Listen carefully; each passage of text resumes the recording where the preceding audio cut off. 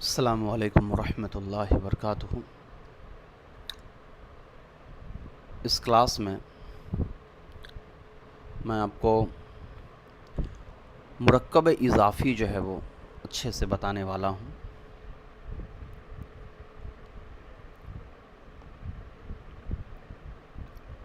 عام طور پر شروعاتی زمانوں میں مرکب اضافی سبق کو پڑھنے میں بہت زیادہ دشواری کا سامنا کرنا پڑتا ہے بچوں کو، تو میں یہ کوشش کرتا ہوں کہ آسان انداز میں آپ کو سمجھا سکوں کہ مرکب اضافی ہوتا کیا ہے۔ دیکھیے، جملہ دو طرح کا ہوتا ہے عربی کے اندر۔ ابھی فی الحال آپ کو یہی سمجھنا ہے، جو باریک باتیں ہیں اس کو میں اگنور کر رہا ہوں۔ کل ملا کر اگر آپ دیکھیں گے تو عربی میں جملہ صرف دو طرح کا ہے۔ ایک جملہ ہوتا ہے ناقص اور ایک ہوتا ہے جملہ تام۔ ناقص جو جملہ ہوتا ہے وہ ادھورا جملہ ہوتا ہے، اور تام جو ہوتا ہے وہ مکمل جملہ ہوتا ہے۔ پھر یہ جو تام ہے اس کے بھی دو قسمیں ہوتی ہے۔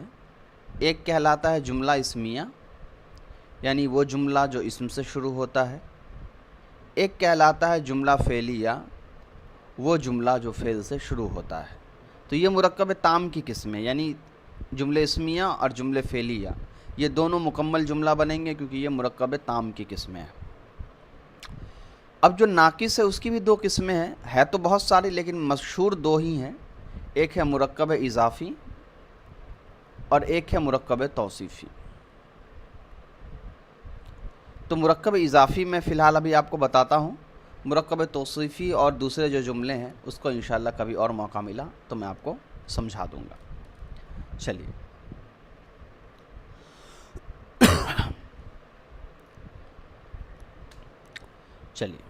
اب آتے ہیں کہ مرکب اضافی کیا ہے۔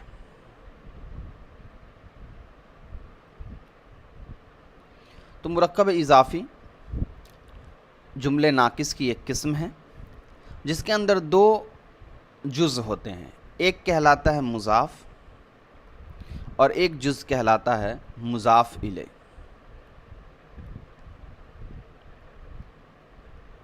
مضاف کو آسان انداز میں آپ یہ سمجھ لیجئے کہ مضاف ملکیت ہوتا ہے اور مضاف الیہ اصل میں مالک ہوتا ہے۔ مثال کے طور پہ میں نے لکھا زید کی قلم، تو قلم کیا ہوگا اور زید کیا ہوگا؟ قلم کس کے انڈر میں ہے؟ زید کے اندر میں۔ زید مالک ہے تو زید کو ہم کہیں گے کہ زید ہے مضاف الیہ، اور قلم چونکہ زید کے اندر میں تھا تو زید یہ قلم بن جائے گا ملکیت یعنی مضاف۔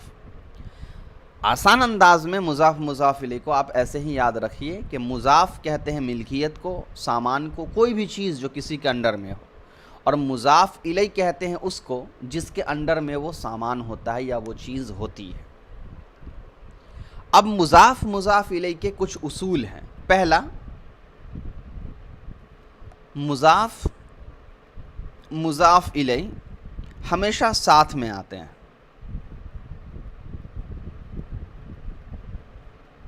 یعنی اگر جہاں مضاف ہوگا وہاں مضاف الیہ ہوگا، جہاں مضاف الیہ ہوگا وہاں مضاف ہوگا، یہ دونوں ہمیشہ ایک ساتھ ہی استعمال ہوتے ہیں۔ دوسرا اصول یہ ہے کہ مضاف جو لفظ بنے گا اس پر الف لام اور تنوین، چاہے وہ دو زبر دو زیر دو پیش، یہ ہم نہیں لگا سکتے ہیں۔ کس پر؟ مضاف پر۔ مضاف الیہ پر آپ الف لام اور تنوین دونوں لگا سکتے ہیں، کوئی حرج نہیں ہے۔ تیسرا رول یہ ہے کہ جو مضاف الیہ ہوتا ہے اس کا اعراب فکس ہوتا ہے، اس پر ہمیشہ کیا ہوتا ہے؟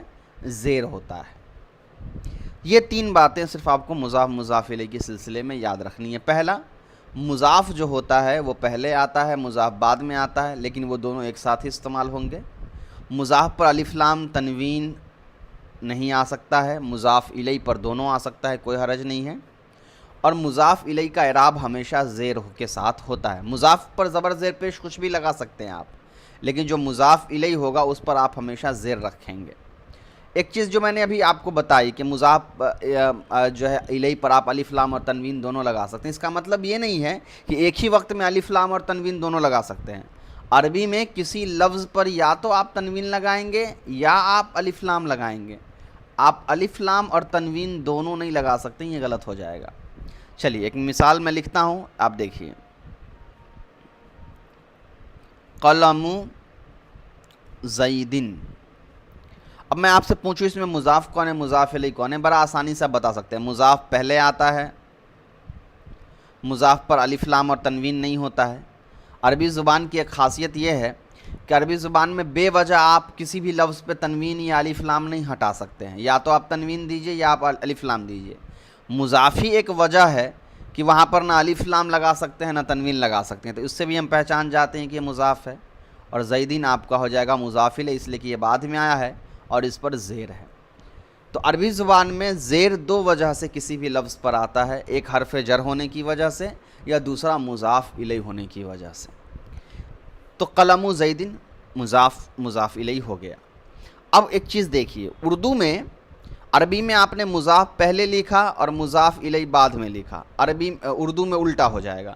اردو میں آپ پہلے لکھیں گے مضاف الیہ کو، بیچ میں کا، کے یا کی لگا دیں گے جو سوٹیبل ہوگا، اور اس کے بعد آپ لکھیں گے مضاف کو۔ تو زید کی قلم، تو یہ اصل میں مضاف الیہ تھا اور یہ تھا آپ کا مضاف۔ یہ مضاف الیہ کے بارے میں بیسک کچھ باتیں تھیں۔ اب آئیے دوسری ایک اہم بات پر، سمجھ لیجئے کہ مجھے کہنا ہے، زید والی مثال نہیں، میں کہتا ہوں ایک دوسرا مثال لیتا ہوں۔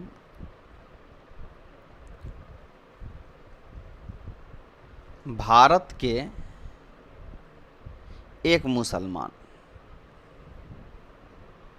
تو جو مسلمان ہے اس اردو میں بعد میں اس کو پہلے لکھ دیجئے، مسلموں بھارت کو بعد میں لے آئیے، الہند بھارت کے ایک مسلمان۔ اب مجھے کہنا ہے بھارت کے دو مسلمان، تو تثنیہ بنانے کے لیے آتا ہے مسلمانی الہند۔ لیکن عربی میں رول یہ ہے کہ جب تثنیہ لفظ مضاف بنتا ہے تو اس کا نون گر جاتا ہے، تو مسلمانی نہ کہہ کے مسلمہ الہند کہیں گے۔ اگر مجھے کہنا ہو بھارت کے سب مسلمان، تو سب کے لیے جمع آئے گا مسلمون، جمع مذکر سالم، مسلمون الہند۔ تو یہاں بھی وہ رول ہے کہ جب مضاف جمع مذکر سالم ہوگا تو اس کا نون گر جائے گا اور ایک الف یہاں پر آ جائے گا، تو مسلمو الہند۔ یہ پہلا رول ہو گیا۔ چلیے اب ایک اور بات سمجھیے، اگر مجھے کہنا ہے عالم زید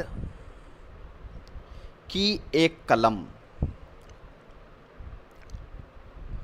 تو دیکھیے عالم زید یہ اصل میں موصوف صفت ہے، تو اگر صرف عالم زید مجھے بولنا ہوتا تو میں لکھتا زیدن العالم، عالم زید، اور صرف اگر مجھے زید کی قلم لکھنا ہوتا تو میں لکھتا قلم زیدن۔ لیکن یہاں ہے عالم زید کی قلم، تو پہلے آپ کیا کریے، جو مضاف الیہ ہے اس کو لکھ لیجئے، سب سے پہلے قلم کو لکھیے کیونکہ قلم لاسٹ میں ہے، اور اس کے بعد آپ زید کو لکھ دیجئے، قلم زیدن۔ عالم کس کی صفت ہے؟ زید کی ہے، تو زید موصوف بھی ہے، اس کے بعد آپ عالم لکھ دیجئے، العالمی، قلم زیدن العالمی۔ اب العالمی پہ زیر کیوں؟ چونکہ ہم جانتے ہیں کہ موصوف صفت میں 4 باتوں میں برابری ہوتی ہے، اس میں سے ایک اعراب بھی ہے، تو زیدن پہ زیر ہے اس لیے العالم پہ زیر ہے۔ ہاں ایک بات یاد رکھنی ہے کہ تنوین اعراب نہیں ہوتا ہے، زیر اعراب ہوتا ہے، تو زیدن پہ بھی زیر ہے، العالم پہ بھی زیر ہے، وہ الگ بات ہے، ایک پہ تنوین ہے ایک پہ نہیں ہے۔ ایک تو یہ ہو گیا۔ چلیے اگر مجھے لکھنا ہے عالم زید کی نئی قلم، اب یہاں میں نے کیا کیا، مضاف کی بھی صفت لائی اور مضاف الیہ کی بھی صفت لائی ہے، تو پہلے تو آپ قلم زیدن جو نارمل ہے زید کی قلم وہ لکھ لیجئے، اب زید کے بعد آپ عالم کی صفت لے آئیے، العالمی ہو گیا، اور اس کے بعد آپ قلم کی صفت لے آئیے النئی کے لیے الجدید۔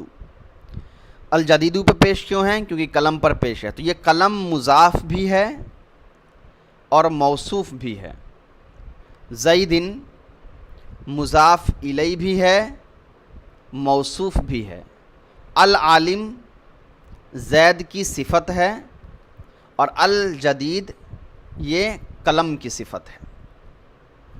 چلیے اب ایک آخری بات مضاف مضاف الیہ کے بارے میں سمجھ لیے۔ کبھی کبھی کیا ہوتا ہے، بہت سارے مضاف مضاف الیہ ایک ہی ساتھ لکھے ہوتے ہیں۔ ایک میں اردو میں آپ کو مثال دیتا ہوں، دیکھیے،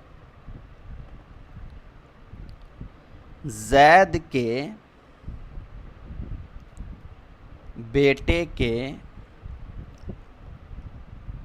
دوست کے گھر کے دروازے کے رنگ کی قیمت۔ کتنا بڑا مضاف مضاف الیہ اس میں ہوگا، زید کے بیٹے کے دوست کے گھر کے دروازے کے رنگ کی قیمت۔ مشکل ہے، میں پہلے اس کو توڑ توڑ کے ٹکڑوں میں آپ کو بتا دیتا ہوں کہ یہ کیسے بنتا ہے، اس کے بعد پھر انشاءاللہ کریں گے۔ سب سے پہلے آپ زید کا بیٹا بنائیے، تو زید کا بیٹا آپ کیسے بناتے؟ آپ لکھتے ابن زیدن، بیٹے کا دوست